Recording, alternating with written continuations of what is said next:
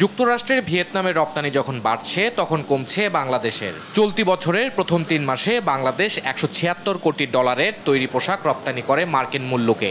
এ রপ্তানি গেল বছরের একই সময়ের চেয়ে 17.68% কম।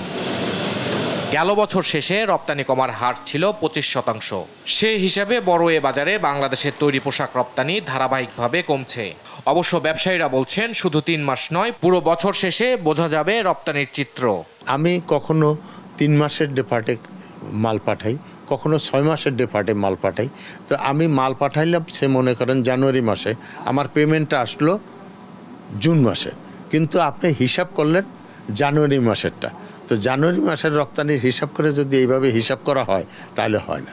আমাদের একটা বছরের, আমরা যে বছরে হিসাব করি ঠিক সেইভাবে যদি আমরা হিসাব করি তখন আমরা অ্যাকচুয়াল পিকচারটা পাই। ভিয়েতনামের রপ্তানি বৃদ্ধির কারণ হিসেবে অর্থনীতিবিদ হাসান এইচ মনসুর বলছেন, ভিয়েতনাম আমেরিকার বাজারে প্রবেশে যে শুল্ক সুবিধা পাচ্ছে তা বাংলাদেশ পাচ্ছে না। পিছিয়ে পড়ার মূল কারণটা কিন্তু দুটো আমি বলবো। একটা হচ্ছে যে Vietnam has preferential access to US market, ফলে তাদের ডিউটি সুবিধাটা তার পাচ্ছে, যেটা বাংলাদেশ পাচ্ছে না।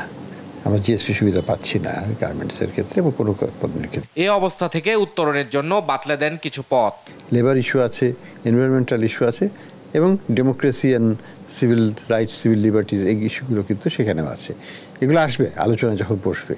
তো সেই জায়গাগুলোকে অ্যাড্রেস করে কীভাবে আমরা আমাদের প্রেফারেন্সিয়াল অ্যাক্সেসটাকে সিকিউর করতে পারি সেই বিষয়ে সরকারকে ভাবতে হবে।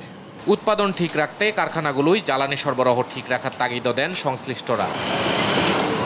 ইফতেখার রেজা, দেশ টিভি, ঢাকা।